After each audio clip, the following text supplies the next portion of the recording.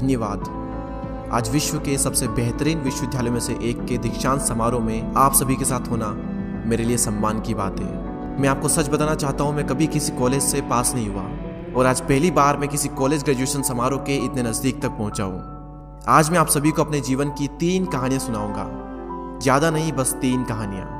पहली कहानी है डॉट्स कनेक्ट करने के विषय में। रीड कॉलेज में एडमिशन लेने के बाद मैंने 6 महीने के अंदर ही पढ़ाई छोड़ दी थी, लेकिन मैं उसके 18 महीने बाद तक वहाँ किसी तरह आता जाता रहता। तो सवाल यहाँ पर ये आता है कि फिर मैंने कॉलेज क्यों छोड़ा। इसकी शुरुआत मेरे जन्म से पहले की है। मुझे जन्म देने वाली माता एक यंग अविवाहित ग्रेजुएट स्टूडेंट थी और वो चाहती थी कि मुझे कोई गोद ले ले, लेकिन इसी के साथ वो ये भी चाहती थी कि जो भी मुझे गोद ले वो कॉलेज ग्रेजुएट ज़रूर रहे। और इस प्रकार पहले से ही सब कुछ सेट था। मैं एक वकील और उसकी पत्नी के द्वारा एडॉप्ट किए जाने वाला था, लेकिन जैसे ही मैं इस दुनिया में आया, लास्ट मिनट पर उन्होंने अचानक अपना मन बदल लिया और उन्होंने कहा कि उन्हें तो एक लड़की चाहिए थी। इसीलिए आधी रात को मेरे माता पिता को कॉल किया गया, जो कि वेटिंग लिस्ट में थे, और उन्हें कॉल करके बताया गया कि हमारे पास में एक बेबी बॉय है, क्या आप उसे गोद लेना चाहेंगे। और उन्होंने तुरंत हाँ कर दी। लेकिन बाद में मेरी जन्म देने वाली माता को पता चला कि जिन्होंने मुझे गोद लिया है वो कॉलेज ग्रेजुएट नहीं है और पिता तो हाई स्कूल पास भी नहीं है, और इसीलिए उन्होंने अंतिम एडॉप्शन पेपर पर साइन करने से मना कर दिया। लेकिन फिर कुछ ही महीने बाद मेरे होने वाले माता पिता ने मेरी माँ को वचन दिया कि हम इसे कॉलेज ज़रूर भेजेंगे, और इस वजह से उसकी माता मान गई और फिर मुझे अडॉप्ट कर लिया गया। और कुछ इस तरह मेरी ज़िंदगी की शुरुआत हुई। और 17 वर्ष के बाद में मैं कॉलेज गया, लेकिन गलती से मैंने स्टैनफोर्ड जैसा ही एक महंगा कॉलेज चुन लिया। मेरे वर्किंग माता पिता की सारी पूंजी पढ़ाई में खर्च होने लगी और 6 महीने बाद मुझे इस पढ़ाई का कोई भी महत्व नहीं दिखाई दे रहा था। मुझे कोई आइडिया नहीं था कि मैं अपनी ज़िंदगी में क्या करना चाहता हूँ। कोई आइडिया नहीं था कि किस तरीके से कॉलेज मेरी मदद करेगा अपनी ज़िंदगी में कुछ करने के लिए। और यहाँ पर मैं अपने माता पिता की जीवन भर की पूंजी पढ़ाई में खर्च करता जा रहा हूँ। और इसीलिए मैंने कॉलेज ड्रॉप आउट करने का डिसीजन लिया और यही सोचा कि जो होगा अच्छा होगा। उस समय मुझे ये चीज़ बहुत ही डरावनी लगी, लेकिन जब बीते समय को आज मैं देखता हूँ तो मुझे लगता है कि ये मेरी ज़िंदगी का सबसे बेस्ट डिसीजन था। वो कैसे, मैं आपको अभी बताता हूँ। जैसे ही मैंने कॉलेज ड्रॉप आउट किया था तो मैंने उन क्लासेस को करना छोड़ दिया था जिसमें मेरा इंटरेस्ट नहीं था, और मैं केवल उन्हीं क्लासेस को करता था जिसमें मेरा इंटरेस्ट था। और ये सब कुछ करना कोई इतना आसान भी नहीं था, क्योंकि मेरे पास रहने के लिए कोई कमरा नहीं था। इसलिए दोस्तों के कमरों में मैं ज़मीन पर सोता था।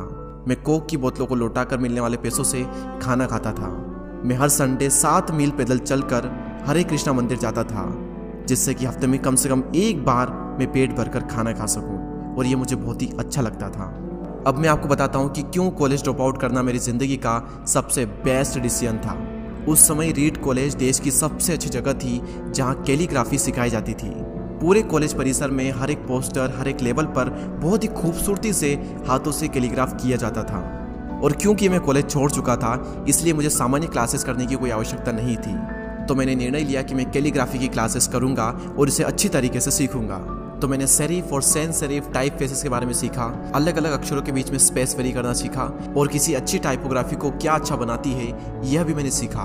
यह सब कुछ बहुत खूबसूरत था, ऐतिहासिक था और इतना आर्टिस्टिक था कि इसे साइंस के द्वारा कैप्चर नहीं किया जा सकता था, और ये सभी मुझे बहुत ही आकर्षक लगता था। उस समय मेरा ऐसा कोई भी विचार नहीं था कि मैं इन चीज़ों का प्रयोग कभी अपने जीवन में करूंगा। लेकिन जब 10 साल बाद हम अपना पहला मैकिंटोश कंप्यूटर बना रहे थे, तब मैंने इसे मैक में डिज़ाइन कर दिया, और यह बहुत ही खूबसूरत टाइपोग्राफी वाला विश्व का पहला कंप्यूटर बन गया। अगर मैंने कॉलेज में केवल कैलीग्राफी में प्रवेश नहीं लिया होता तो मैक में कभी भी मल्टीपल टाइप फेसेस या प्रोपोर्शनली स्पेस्ड फॉन्ट्स नहीं होते। और क्योंकि विंडो ने मैक की कॉपी की है, तो दुनिया के किसी भी पर्सनल कंप्यूटर में ये सब नहीं होता।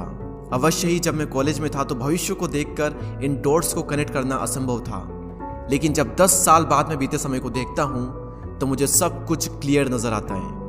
आप केवल पीछे देखकर ही डॉट्स को कनेक्ट कर सकते हो। इसीलिए आपको विश्वास करना होगा कि अभी जो भी हो रहा है वो आगे चलकर किसी न किसी तरह से आपके फ्यूचर से कनेक्ट हो जाएगा।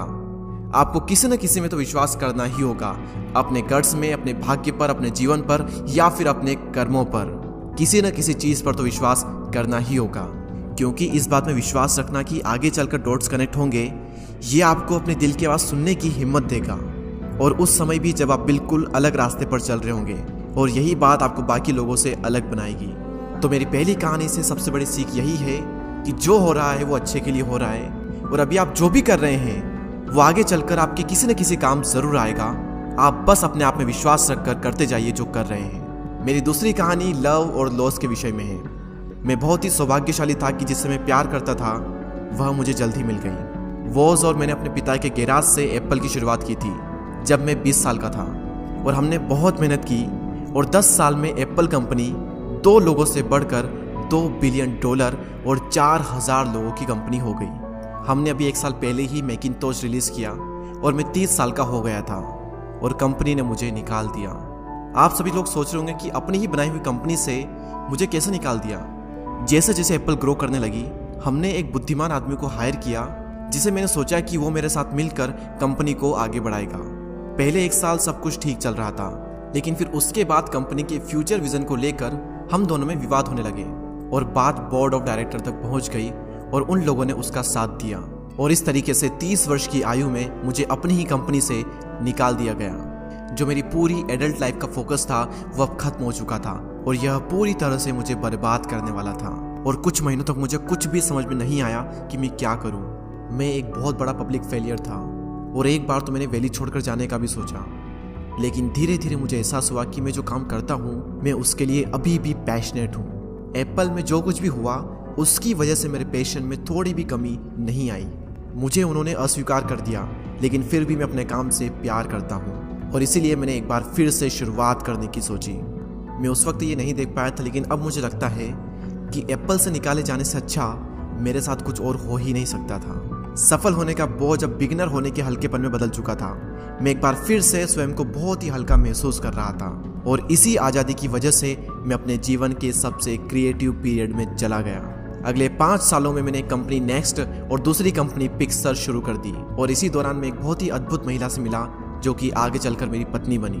पिक्सर ने विश्व की पहली computer animated movie toy story बनाई और आज के समय यह दुनिया का सबसे सफल एनिमेशन स्टूडियो है। और एप्पल ने एक अप्रत्याशित कदम उठाते हुए नेक्स्ट को खरीद लिया और मैं फिर से एप्पल में चला गया। आज एप्पल नेक्स्ट द्वारा विकसित की गई टेक्नोलॉजी का उपयोग करती है। तो यहाँ पर मैं पूरे विश्वास के साथ में कह सकता हूँ कि अगर मुझे एप्पल से नहीं निकाला गया होता तो ये सब कुछ मेरे साथ नहीं होता। यह एक कड़वी दवा थी, लेकिन मेरे विचार में एक मरीज को इसकी ज़रूरत थी। कभी कभी जिंदगी आपको इस तरह की ठोकर मारती है, लेकिन आप विश्वास मत खोइए।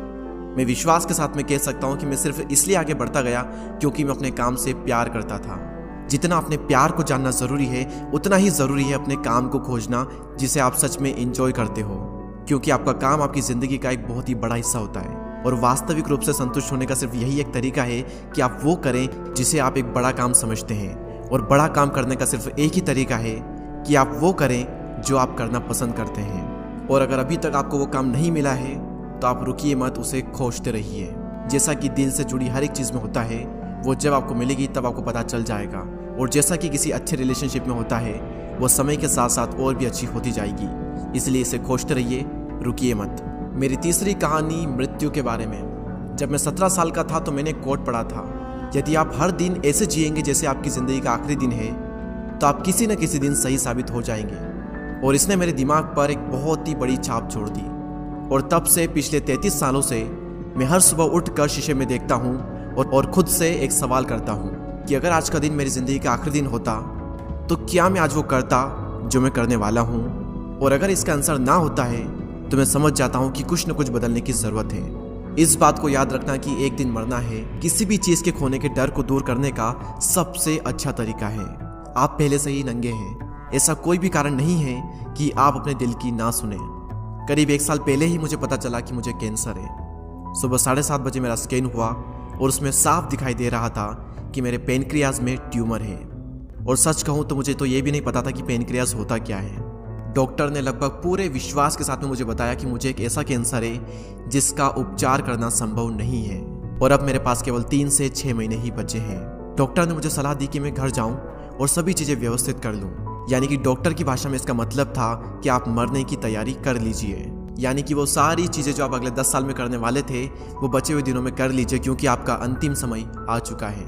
मैंने इस डायग्नोसिस के साथ में पूरा दिन बिता दिया और शाम को मेरी बायोप्सी हुई, जहां पर मेरे गले के रास्ते से पेट से होते हुए एक एंडोस्कोप डाला गया और एक सुई से ट्यूमर के कुछ सेल्स निकाले गए। उस वक्त मैं पूरी तरह से बेहोश था, लेकिन मेरी पत्नी और वहां पर जो भी उपस्थित था कि जब डॉक्टर ने माइक्रोस्कोप से मेरे सेल्स को देखा तो वह भी रो पड़ा, क्योंकि सेल्स को देखकर डॉक्टर समझ गया था कि मुझे एक बहुत ही दुर्लभ प्रकार का कैंसर हुआ है जो कि सर्जरी से ठीक हो सकता है। तो मेरी सर्जरी हुई और सौभाग्य से मैं अब बिल्कुल ठीक हूँ। मौत के इतने करीब तक मैं पहले कभी भी नहीं पहुँचा और मैं उम्मीद करता हूँ कि आने वाले कुछ समय तक मैं पहुँचूँ भी ना।